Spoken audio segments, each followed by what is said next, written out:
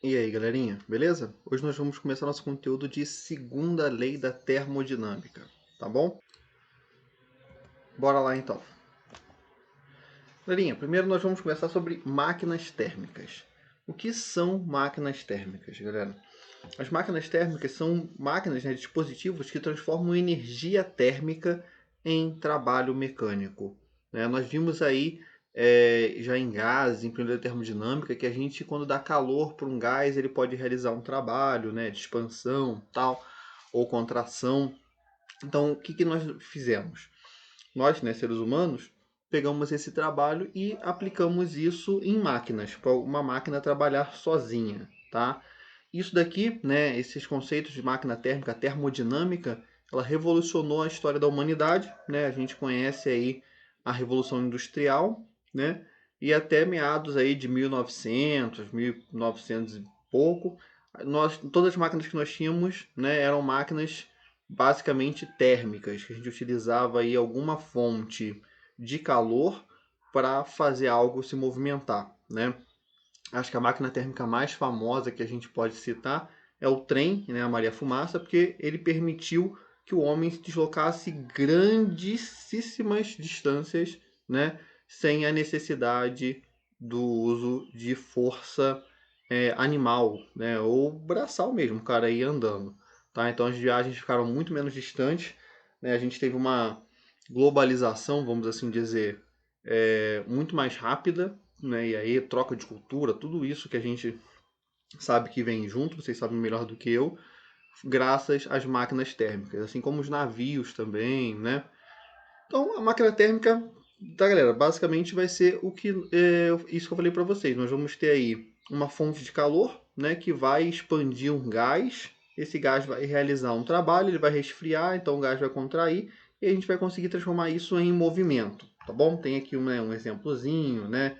Ela que está quente, aí esse cara sobe, encontra a parte fria, ele desce de novo porque o volume vai diminuir, aí sobe porque aumentou o volume, né? Aumentou o calor, expandiu e assim vai, tá bom? E aí, galera, toda máquina térmica vai possuir aí um que a gente chama de fonte quente e fonte fria. O que é a fonte quente? A fonte quente é da onde ela extrai o calor, da onde ela extrai energia térmica. E a fonte fria seria uma parte do calor que é dissipada pela máquina. A máquina ela nunca vai conseguir utilizar todo o calor que ela recebe. Então uma parte ela joga fora, que é a parte que a gente geralmente coloca na máquina e está quente, tá? Que é aquela parte que a máquina não tá dentro dela. Ela joga para o meio ambiente. A gente sente aquele calor saindo, tá? Não preciso nem dizer, né? Que a temperatura da fonte quente vai ser sempre maior do que a temperatura da fonte fria, né? Então, a máquina vai pegar o calor da fonte quente, uma parte vai ser transformada em trabalho e uma parte vai ser jogada fora, que é o que a gente chama de fonte fria. Quem faz esse transporte desse calor? É geralmente um fluido, tá? O que é fluido mesmo, galera? Pode ser líquido ou um gás, tá bom? Então é o gás ou um líquido que vai ser responsável por trazer o calor por condução aí, convecção, o que for, tá? Da fonte quente para dentro da máquina e depois para a fonte fria, tá? Então seria alguma coisa desse tipo aqui, ó. O T2 aqui, né? Seria a temperatura da fonte quente, o Q2 o calor da fonte quente, o Q1 o calor da fonte fria, o T1 seria a temperatura dessa fonte fria e aqui o trabalho que a máquina está realizando, tá? O que a gente pode perceber, não sei se fica claro para vocês, é que esse trabalho que a máquina vai realizar vai ser o calor total que ela recebe, que é o calor da fonte quente, menos o que ela joga fora, que é o calor da fonte fria. Isso daqui em módulo, tá, galera? Porque o calor da fonte fria, como ele é negativo, né, fica menos com menos daria mais. Então é em módulo, tá bom? Porque lembra que quando a gente perde calor, calor é negativo. Mas a gente coloca em módulo, resolve esse problema aí, tá? Aqui botei um exemplozinho de máquina térmica para vocês, fica fácil a gente perceber, tá? Ó, aqui embaixo é a nossa fonte quente. E aí o que acontece? A gente tem aqui uma água, né? Então essa água vai evaporar. Esse vapor ele vai subir, tá? Vai empurrar esse pistão aqui, né? Porque a gente vai ter um aumento de pressão. Empurrou o pistão, a gente coloca a água fria aqui dentro, tá? Essa água vai esfriar, então o gás vai contrair e aí vai ficar fazendo esse movimento de subida e descida. A gente tem aí uma máquina térmica. Show de bola? E aí, galera, a gente pode calcular qual que é o rendimento de uma máquina térmica. nós já vimos rendimento lá no primeiro ano. O que era o rendimento de uma máquina? Né? O que é o rendimento da realização de algum movimento aí? Era a quantidade de energia que a gente realmente utilizou dividido pelo total de energia que foi necessário. Tá? No caso da máquina térmica vai ser a mesma coisa, galera. O rendimento de uma máquina térmica vai ser o trabalho realizado, que é o que interessa para a gente, né? O movimento que essa máquina térmica vai fazer, dividido pelo calor total dela. E qual que é o calor total? O calor da fonte quente, né? Tudo que ela recebe, tá bom? Então, quando a gente fizer essa divisão, a gente vai achar o rendimento. Esse rendimento vai ser sempre um número entre 0 e 1, tá? E aí a gente vai multiplicar por 100 para transformar isso em porcentagem. Uma outra forma de escrever isso, né, é a gente falar que o trabalho é o calor da fonte quente menos o calor da fonte fria. Então a gente pode escrever dessa forma aqui também. Se quiser, a gente pode separar essas duas fórmulas aqui, essa fração em duas, né?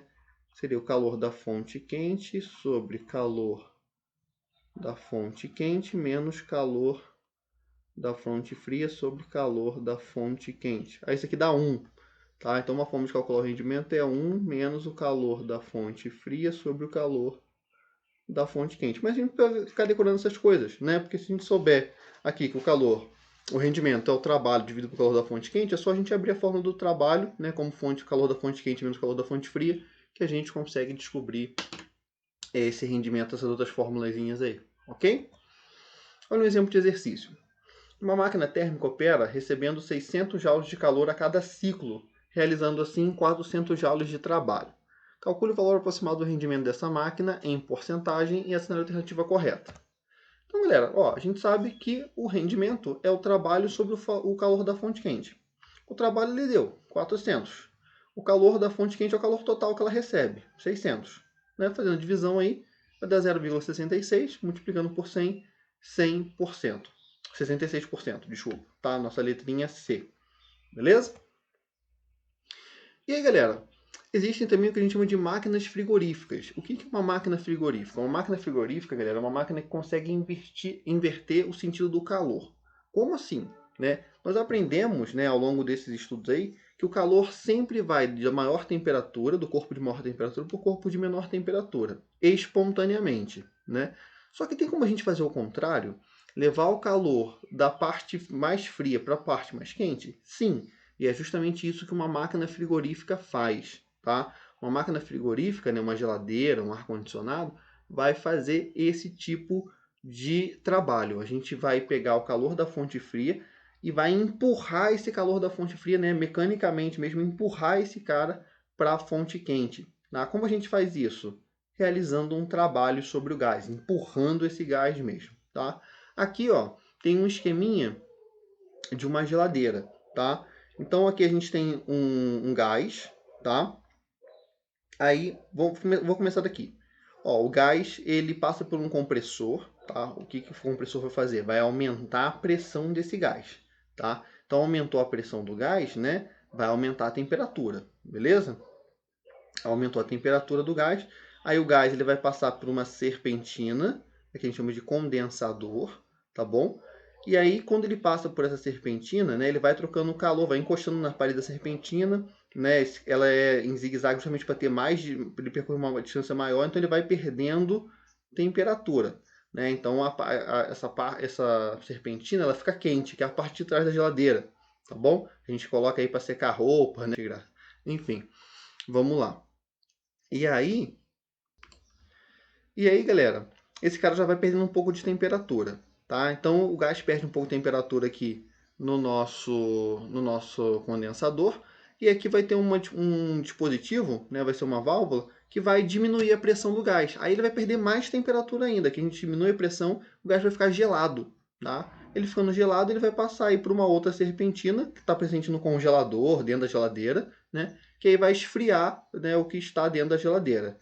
E aí, ele, como o gás vai receber o calor, né, dos corpos que estão dentro da geladeira, ele vai esquentar mais um pouco, vai passar pelo compressor e vai aumentar a pressão. Tá? Então, nesse caso aqui, desse esquema, a nossa fonte quente seria o condensador e a nossa fonte fria seria o congelador da geladeira, né, ou a geladeira inteira. Tá? Para uma geladeira, a gente pode calcular o que a gente chama de eficiência. Cuidado que eficiência não é a mesma coisa que rendimento. Tá? E a eficiência de uma geladeira vai ser o calor da fonte fria sobre o trabalho, tá? Essa eficiência, quanto maior for o valor desse K, mais eficiente vai ser essa geladeira, tá bom? Então lembra, a gente pode perceber aqui que para a máquina frigorífica, a eficiência dela é o contrário do rendimento, né? O rendimento de uma máquina térmica é o trabalho sobre o calor da fonte quente. Aqui é só a gente inverter tudo. O trabalho vem para baixo e em cima é o calor da fonte fria. Inverte mesmo, né? Não é nem mais quente, agora é fonte fria. Tá bom? Aí a gente pode ver isso de outra forma. A gente já viu que o trabalho é o calor da fonte quente menos o calor da fonte fria, né? E aí a gente pode substituir aqui o trabalho por calor da fonte quente sobre menos calor da fonte fria. Tá bom? Uma outra forma de achar essa eficiência aí. Ó, vamos lá. Tem-se uma máquina térmica frigorífica que realiza durante um ciclo completo um trabalho de 4 vezes 10 a quarta joules e cede à fonte fria 12 vezes 10 a quarta joules. Com as informações, calcule a eficiência da máquina térmica e marque a opção correta. Então, a gente viu que a eficiência é o calor da fonte fria sobre o calor, sobre o trabalho, tá? Então, a eficiência vai ser 12 vezes 10 a quarta dividido por 4 vezes 10 a quarta. Nossa eficiência vai dar 3, tá? Não tem unidade de medida desse cara aqui mesmo, não. Letra B. Show? Muito tranquilinho, né? E aí, galera, vamos para a tal da segunda lei da termodinâmica. A segunda lei da termodinâmica, diferente da primeira, ela não tem uma formulação matemática, tá? Ela é uma lei conceitual, mas ela é extremamente importante, tá? O que diz a segunda lei da termodinâmica? A gente tem vários enunciados, tá? Eu separei 2 enunciados para vocês aqui. O primeiro é o seguinte, ó. Não é possível um processo cíclico cujo resultado seja um fluxo de calor de um único reservatório de calor e a execução de uma quantidade equivalente de trabalho sobre um reservatório de trabalho. O que significa isso, galera? Que é impossível a gente transformar completamente o calor da fonte quente em trabalho, tá? O que ele está dizendo para a gente aqui é que é impossível a gente ter uma máquina térmica perfeita, onde toda a energia, tá, que ela absorve, ela consegue transformar em trabalho. Isso daqui é uma lei da física muito importante, que não é aplicado só a máquinas térmicas, não. Qualquer coisa, qualquer tipo de máquina, qualquer tipo de movimento, acontece isso. A gente não possui uma máquina perfeita e nunca vai conseguir. Isso é uma lei física, pelo menos é o que a gente acredita por enquanto, tá? Sempre vai ter perda de energia, vai ter transformação de energia de uma forma que a gente não deseja. Então, numa máquina térmica, né, quando a gente, por exemplo, uma Maria-Fumaça, né, onde seria a fonte quente? A fonte quente da Maria-Fumaça seria ali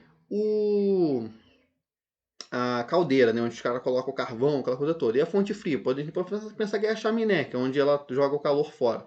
Como se toda a energia que a gente colocasse não precisava de chaminé, ela ia conseguir gastar aquilo em movimento. Mas não acontece isso, tá bom? Outro enunciado que eu botei aqui é o seguinte, ó.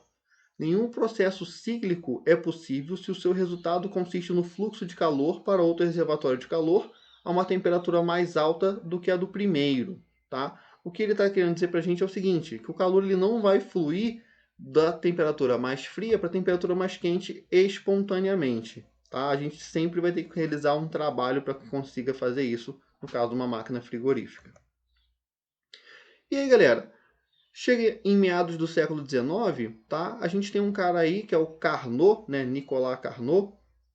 Ele percebe que a gente nunca vai conseguir desenvolver uma máquina com 100% de rendimento. Tá? A gente acreditava que sim, a gente pensava, e tem uma galera até hoje que fala isso, mas geralmente é uma galera que não sabe muito de ciência, tá?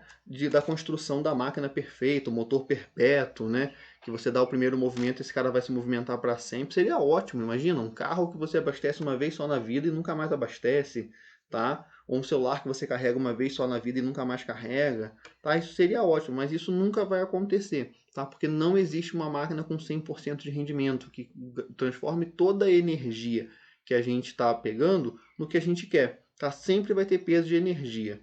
E o Carnot, ele já percebeu isso, tá? Então ele propôs uma máquina que se comportava com rendimento total. E esse rendimento obedecia um ciclo, que é o que a gente chama de ciclo de Carnot.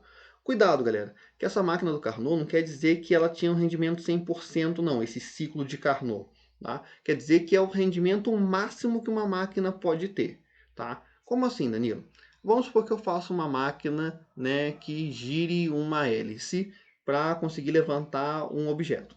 Tá? Então eu vou fazer aí um ciclo, né? Não sei como que vai ser minha máquina, mas vai ter, por exemplo, uma expansão adiabática, uma contração isotérmica, esses ciclos que a gente viu aí, né, de diagramas de pressão e volume. Tá? Então essa máquina minha vai ter um rendimento, né, sei lá, 50%, 40%, o que o Carnot propôs. Né? Se eu fizer a mesma máquina, só que obedecendo o ciclo dele de Carnot, essa máquina vai ter o maior rendimento possível para ela. Pode ser 70%, 50%, 40%, não interessa. Tá? Mas o maior rendimento vai ser sempre obedecendo esse ciclo de Carnot, tá bom? Isso não quer dizer que a máquina tenha 100% de rendimento, quer dizer que o rendimento máximo que ela vai conseguir atingir é se ela obedecer um ciclo de Carnot. E o que é esse ciclo de Carnot, tá? Galera, o ciclo de Carnot ele é composto por 4 processos, tá? E não interessa qual substância que está nesse ciclo aí, qual que seja o fluido dessa máquina, tá? O primeiro, que é aqui, ó, de L para M, a gente tem uma expansão isotérmica. O que é uma expansão isotérmica, galera? O volume aumenta, a temperatura constante, tá? Nesse caso aqui, o sistema vai receber uma quantidade de calor da fonte de aquecimento, tá? Onde ele recebe o calor da fonte quente, tá? Em seguida, ele vai ter uma expansão adiabática. O que é uma expansão adiabática? Uma expansão adiabática, o volume continua aumentando, só que agora não há troca de calor. Tá? O sistema nem perde nem ganha calor. Em seguida, a gente vai ter uma compressão isotérmica. O que é uma compressão isotérmica? A gente vai ter uma diminuição no volume, está vindo para a esquerda, tá? Meu volume está diminuindo, a temperatura constante. E por fim, a gente tem uma compressão adiabática voltando para o mesmo ponto. Então, uma compressão, o volume diminui, tá? Com o volume diminui sem troca de calor. Isso daqui é um ciclo de Carnot, uma máquina que faça esses ciclos, tá? A gente vai ter uma máquina que trabalha no ciclo de Carnot, então vai ter uma máquina que vai ter um rendimento maior, tá? O maior possível. O que é essa? Como a gente diferencia a isotérmica da diabática aqui, né? A gente já viu que a isotérmica é essa curvinha, tá? A diabática também é uma curvinha. Como que a gente sabe qual que é uma e qual que é outra, galera? Os processos isotérmicos, eles são geralmente mais lentos. E os adiabáticos são geralmente muito rápidos. Então, a isotérmica sempre ela vai decrescer mais devagar, enquanto a diabática ela vai decrescer bruscamente, é quase que na vertical que esse cara desce, tá bom? Então, assim que a gente difere num grafo de pressão por volume uma isotérmica de uma diabática. Show? Aqui, ó, mostrar isso daqui para vocês mais na praticazinha. Olha só, galerinha. Então aqui, ó, tá vendo? Ele está mostrando os ciclos. Então a máquina está funcionando aqui. Se a gente for fazer um diagrama do que está acontecendo, a gente está formando um ciclo de Carnot aqui, tá bom? Então, ó, inicialmente, pum, compressão, tá vendo? Nossa primeira compressão aqui, ó. Ele começou na compressão isotérmica, tá? E aí, compressão isotérmica aqui, tá bom? Esse cara sobe. Aí a gente vai continuar aí, né? Nesse caso aqui ele fez uma isovolumétrica, tá bom? O volume permaneceu constante. Em seguida, nós tivemos aí uma expansão isotérmica e por fim uma isovolumétrica aqui, tá? Então não é um ciclo de Carnot, mas é só para mostrar que ciclo é esse, tá? Como que isso funciona. Belezinha? Então vamos lá de novo, ó. Tá? Então tá aí, ó. Vem. Pá, pá, pá. Show? Muito tranquilinho, né? Espero que sim, galera. Vamos para a próxima. E aí, galera? Seguinte, no ciclo de Carnot, né, uma máquina que trabalha obedecendo o ciclo de Carnot, ela vai ter uma relação interessante que é válida, mas só é válida para uma máquina que trabalha no ciclo de Carnot, que é o seguinte, ó. O calor da fonte quente dividido pelo calor da fonte fria vai ser igual à temperatura da fonte quente dividido pela temperatura da fonte fria. Lembrando que sempre em Kelvin, tá bom? Então, essa relação de proporcionalidade, ela existe quando a gente está falando de uma máquina que trabalha num ciclo de Carnot, tá bom? Se a gente quiser, né, a partir dessa fórmulazinha aqui, a gente pode substituir. Ó. A gente sabe que o rendimento é o trabalho sobre o calor da fonte quente. Ou seja, o calor da fonte quente menos o calor da fonte fria dividido pelo calor da fonte quente. A gente pode substituir por temperatura da fonte quente menos temperatura da fonte fria dividido pela temperatura da fonte quente. Ou, se quiser, né, 1 menos temperatura da fonte fria sobre temperatura da fonte quente. Tá? Então, o rendimento de uma máquina que faz um ciclo de Carnot pode ser dado por esse valorzinho aqui. E lembrando, galera, é o maior rendimento possível para aquela máquina, mas isso não quer dizer que esse rendimento seja 100%, tá? Nunca vai ser 100%. Ó, nenhuma máquina real operando entre duas temperaturas terá um rendimento maior do que o rendimento da máquina de Carnot nessas mesmas temperaturas, tá? Então, para a gente conseguir o máximo de rendimento de uma máquina, temos que fazê-la operando num ciclo de Carnot. Show? Olha um exemplo de exercício aí. Uma máquina térmica opera segundo o ciclo de Carnot entre as temperaturas de 500 kelvins e 300 kelvins, recebendo 2.000 joules de calor da fonte quente. O calor rejeitado para a fonte fria e o trabalho realizado pela máquina em joules são, respectivamente... Então, galera, a gente pode jogar essa relação aqui, ó. Calor da fonte quente sobre calor da fonte fria igual a temperatura da fonte quente sobre temperatura da fonte fria. Ou, se quiser, tá? Calor da fonte fria sobre calor da fonte quente igual a temperatura da fonte fria sobre a temperatura da fonte quente. Tanto faz, só tem que estar assim, ó. Se aqui está quente, aqui está frio, aqui está quente, aqui está frio. Só isso. Ou se aqui está frio, aqui está quente, aqui está frio, aqui está quente. Tá bom? Então, no caso aqui, ó, ele botou o Q2, ele chamou de calor da fonte fria, tá? Sobre 2.000, que é o calor da fonte quente, que ele recebe, tá? É igual a temperatura da fonte fria, né? A temperatura da fonte fria é a menor temperatura das duas. Temperatura da fonte quente, 500. Aí, matemática, multiplica cruzado aqui, nosso calor da fonte fria deu 1.200 joules, tá?